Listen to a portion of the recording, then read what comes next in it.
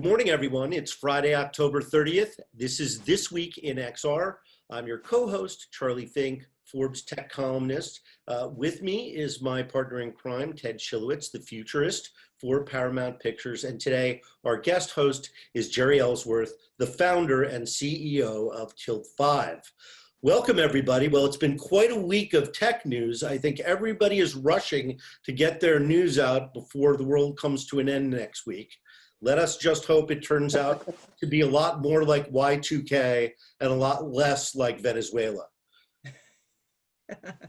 You know, it's funny you say that. That's exactly the same words that came out of our mouth as we were putting our press release together over the last few weeks. Got to get it done before the election. Hurry, hurry, hurry. So Jeri's company just raised $7.5 million. It's Series A, right? Correct. After a fantastic Kickstarter. Last year raised $1.75 million. I'm going to let Jeri describe what Tilt 5 does and the product they hope to bring out soon.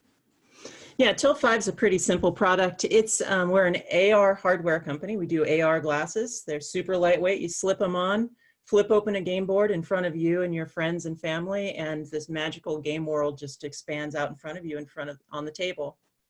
And, you know, if your friends can't be with you in the same room to play, we can link up game boards over the internet as well. And you can feel like you're in the same room together, because in our headset, we have built-in speakers, microphones, and sensors that, you know, track objects in your hands. And it just really, brings people together. And how is it going to be? Is it going to be like a bundle with a board and a certain number of glasses and controllers? How's that going to work? Yeah, we have a solo pack for folks that want to play like solo video games or solo board games. It comes with a wand and the headset and the game board. And then we have a group pack, which comes with 3 headsets, 3 wands, and a board. You know, and it's priced appropriately for a family. And when are we going to see these in the market? We're starting to trickle them out right now. So a bunch of developers have been developing games. Yeah. Well, I hope there are some writers on that list. Yep. I cannot wait to check it out. Happy Halloween, everybody. I'm wearing my Halloween mask today, not just any mask, but my Halloween mask. So now I can take it off because I'm far away from people. And as Charlie knows, I'm in an exotic location today, taking a little bit of a vacation with a close friend of mine out on the water. That's our domicile. Nice. And Jeri, remind me, is this connected in some way, shape, or form to something years ago I tested out called Cast AR? Is there a connection to that? Yeah. It has a lot of DNA with Cast AR. You know, so the quick story is actually I developed this technology when I was working at Valve Software, purchased it from Valve, started a startup super early in the whole XR hype cycle called Cast AR. You know, unfortunately, that didn't work out, but a group of us purchased all the technology and improved on it over the last few years and refined the product. And so that's very, very cool. Yeah. I was a big fan of Cast AR. I saw it at a couple of trade shows. I saw it at the DICE gaming show. They had a demonstration of it. And, you know, as a kid that grew up playing a little D&D and playing board games, and we still play board games, my wife and I, the idea of combining the love of board games, which I see behind you, all of them, with a technology layer that's relatively simple. Like, you're not talking about a very expensive, like, compute-based headset, right? It's $299. It's something that's affordable, right? Yep. How much was it? $299. Fantastic. There's a Quest 2. Charlie and I are very much looking forward to it. Yeah, you know, our whole objective was, you know, the XR space is really complicated. You can go really deep and have really complicated experience. And this time around, we tried to condense everything down that was super easy for people to understand. Like, the best parts of video games meet the best parts of board games. And it's like a spectrum, anywhere in between. Like, if you know how to play a board game, you can play our system. If you can play a video game, you're going to love our system because it's like a video game on steroids. Yeah, I really can't wait. We're very excited to try it. It is a great idea and an idea whose time has come. So, yes. Let's hit the news. Let's hit the good news first. Okay, the good news is not only is Ted in a real location, but Ted, are you going to be able to see The Mandalorian tonight? I could, but I think I'll go out sailing instead. But I do have internet, as you can see, so I will be able to watch it. But on our side of it, obviously, the virtual production part of it is a big deal for us, right? Yeah. Yeah. In fact, Unreal is stepping up its education efforts around virtual production. And if you look at my column in Forbes today, for those appropriately techie, you will find a link to a day of talks that includes Bob Zemeckis and other Hollywood types talking about virtual production and Unreal Engine.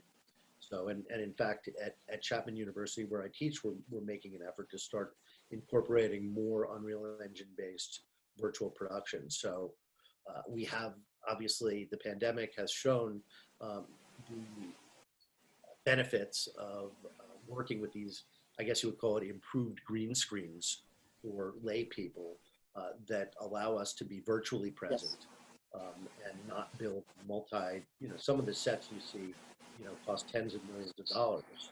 And obviously this is not cheap, but it's not tens of millions of dollars. So it's a whole different way of going on location that I think we're going to see more and more of. The fidelity of the game engines today just blow away things of, even film quality tech of a decade ago. And you can do that in your home now. They put the R in VR and AR. And I think that's a big obstacle for us, right? Because the word reality, people get into it, they're like, wait, it's like a cartoon. And, the complaints just start from there, right? You can't walk anywhere. I don't happen, as a heavy user, I don't happen to think that's a big deal. But for somebody just getting into VR, it doesn't make intuitive sense that you can't walk around. And then, of course, some of the walking technologies, like the walking technology in VR chat, are terrible. So that doesn't help. Yeah, locomotion in VR has been, thorn in our side forever. So I think the biggest news of the week, of course, is that the FANG companies all reported record earnings. No surprise, since they've been booming in the pandemic. And this is during a week, of course, where the Dow is taking it on the chin. So, of course, not unexpected. What was surprising is how Facebook, they're starting to lose users on the mothership. It's just kind of old, kind of cluttered. It looks like the internet in 2004, and it just is starting to lose people's interest. There are better services. We've talked so much about TikTok and Snapchat, which is a camera-first AR-based company. So, it was interesting to hear them doubling down. And of course, they reported in their own vague way that, as I predicted, the Quest 2 is going to be the must-have item of the Christmas season, and they expect to sell out of them soon. So I don't know how you buy all of the commercials of the World Series and then run out of inventory again. But I guess that's just, they're going to war with the supply chain that they have. Yeah, it is interesting. The growing pains are they are struggling with the success of that. And there are more people that want these things than they can supply now, which is a good problem to have, but it's still a problem. You're 100% right about Facebook knowing they have to reinvent themselves. Much easier said than done, right? It's why they bought Instagram. It's why they buy WhatsApp. But they have a deep understanding that they have to modernize. And there's a risk every time you modernize of losing some of your customer base. So that's a tricky thing, Yes. Now there's a new company on the scene, a new company that I guess is not new to everybody else, was completely new to me. But we broke news at a Series E round, $100 million. And of course, I'm talking about the Patrick Mahomes backed company called Whoop. So I looked them up, right? 100 million, what the heck? And Whoop is a company, Ted is right. It's like Fitbit, but it's like Fitbit meets Peloton, right? Because it's hooked into, an app-based health lifestyle system that includes personalized coaching and, monthly subscriptions, of course, which, of course, monthly subscriptions, right, is the holy grail of the electronic media business, right? That's the trick of streaming services, right? You get revenue whether they're watching or not. Yeah, and Charlie, you and I are both golf fans, and I've actually seen some of the PGA players. It's a very distinctive band because it's got like a little cover on the screen so that it's a little bit more of a fashion accessory than just a piece of tech. And even that slight little nuance apparently is doing really well with a certain type of customer base.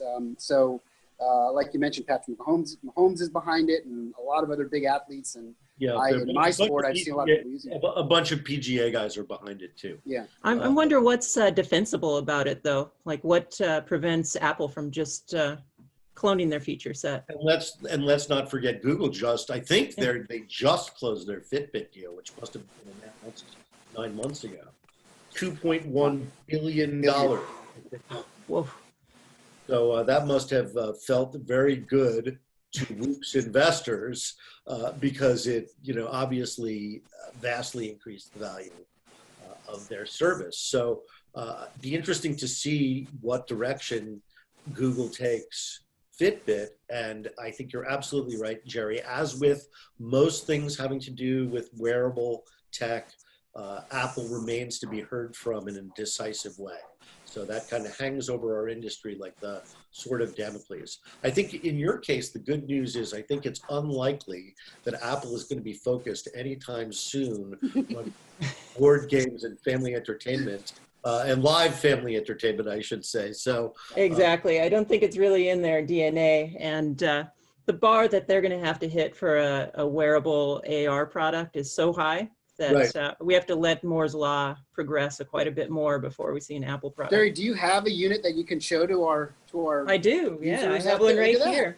Okay, so I'm going to describe it since people are listening to the podcast. They look like a little like ski goggles in terms of their size.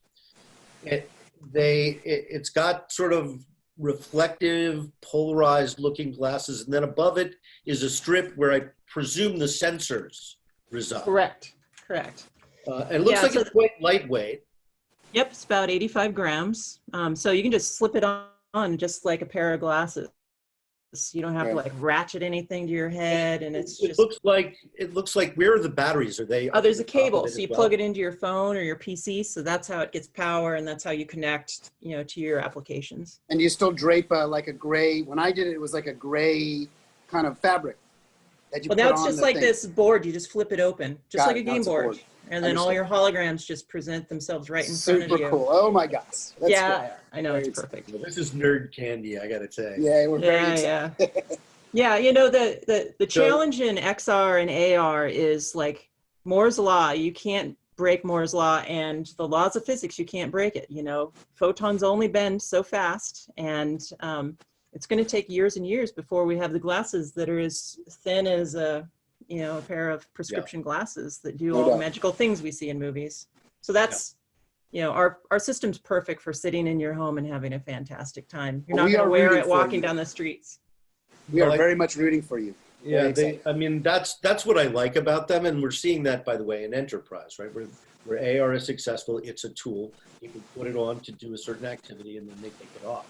So I like the idea of doing that in the home. You put them on when you want to play this game, or these kinds of games, and then you take them off when you're done. So there's no like all day, every day, you have to be a Swiss Army knife. You just have to do this one thing really, really well. It's really refreshing that the kind of entire marketplace for XR has kind of retracted back from like the extreme hype, like all the Oops. Jeri is a little frozen. I don't know what that looks like, but hopefully the recording is going on. Let me bop over to the next subject. Oh, Jeri's back. Oh, I'm sorry. Darn internet. This is technology. It's going to glitch up, and we just have to accept that because the benefits are so freaking amazing. Yeah, I was just saying that, I think that it's great where we are in the entire evolution of XR, that we're past the extreme hype. All the companies out there were like saying that, next week XR is going to be like everything you've seen in the movies. And of course it didn't turn out like that. And now all the big companies are having to retract back into their spaces. Like HoloLens is very enterprise focused. Magic Leap is enterprise focused. Google Glass is medical, and there's less hype. Well, and they're fishing where the fish are, right? I mean, there's a big funnel. It starts with your research institutions and the military and DARPA and InQtel and all that kind of big dollar development. And then it funnels down to enterprise, by many of the same companies migrating their own technology, for example, Microsoft. And then finally it gets down to $299 and the Oculus Quest 2. So I think the funnel is working as it should, and enterprise is the right place for head-mounted AR displays to be piloted. It's like every market in history. I can't point back to a market that instantly emerged. They all evolved in the same way. Ted likes to say that he's not a futurist, he's a pastist. Right. So we've seen this movie before if we want to look at it in the right way. Although, as always, the future is terrifying and unknowable. A very good theme for this week. So the last big story I wanted to talk about was actually happened last week, and I didn't cover it, was TechSee. Another see what I see, kind of right on the screen like Euphoria chalk. And they raised $30 million. Of course, there have been some big acquisitions in this space, notably Stream went for $500 million. So clearly there's a lot of interest in this technology that leverages, the device that already have in their hand. Yeah. I think what's interesting is that it's interesting. I think what's interesting is that a lot of analysts are saying that post-COVID, our use of, telepresence, virtual twins, Zoom meetings isn't going to retract. It's just going to continue to accelerate or stay stable. So great investment for those investors to propel these different technologies forward. Well, and what I think is incredibly impactful now, and I think is not, like, it's getting coverage, but I don't think it's getting the coverage that its impact is actually going to be recognized, is these extraordinarily large companies are letting their employees know that the world has changed and they do not need to come back to an office setting ever unless they work in a specific factory-oriented, build-oriented, because they can do meetings and they can do their computer work and they can do everything from whatever environment they want, including like an exotic environment like this that I'm at right now. As long as you have connectivity, you can work from anywhere. The economic and societal impact, like if you, I imagine you've been up to Redmond, right? And you know how much office space, some owned by Microsoft, some leased by many real estate companies.